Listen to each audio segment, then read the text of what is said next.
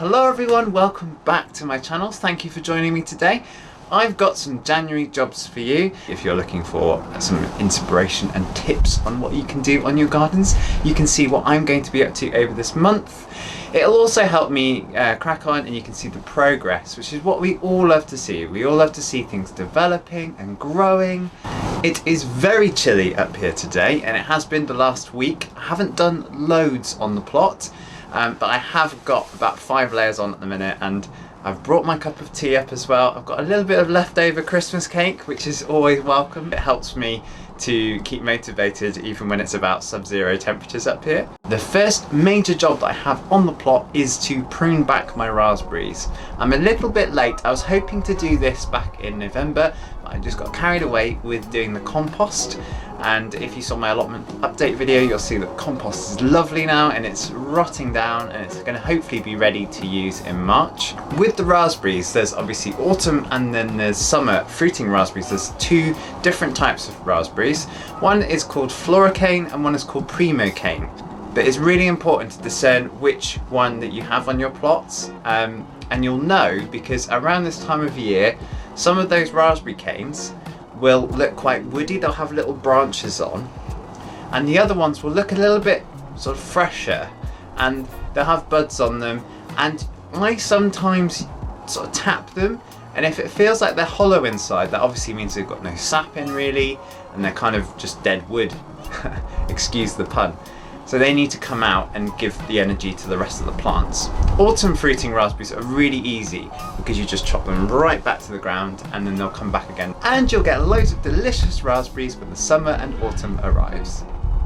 Whilst I was trying to dig out the brambles, I forgot to say, but my spade broke. So I now have a handle, and I might use that for something. Job number 2 is to finish off my winter salad project. I am running so far behind on the winter salads at the minute. I don't know what's going on. I think because the temperatures have plummeted so much, I've managed to get some of them into the beds, and I've got quite a lot of plants growing at the minute. So I don't think I'm going to have enough sort of space for them in the beds.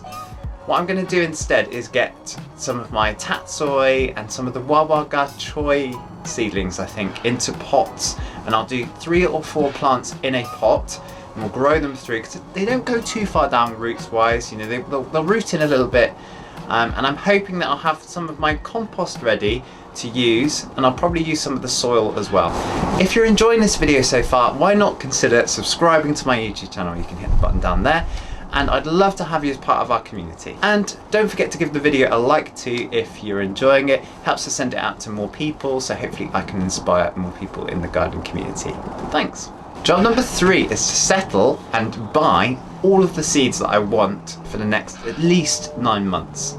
I want to try and get really far ahead of myself this year, because one of the things that I struggle with as a gardener is that I always buy my seeds too late. I look at what I need way beyond when I should be looking, and so I miss out on loads of great varieties. Last year, because lockdown happened in March, everyone bought seeds and I didn't get the ones that I wanted, and I was kind of cursing myself really for the next 4 or 5 months. And it really, I think it's important to try and get good varieties, ones that people have recommended to you, because you kind of cut out maybe some of that, some of the bad stuff, some of the stuff that maybe won't grow so well for you.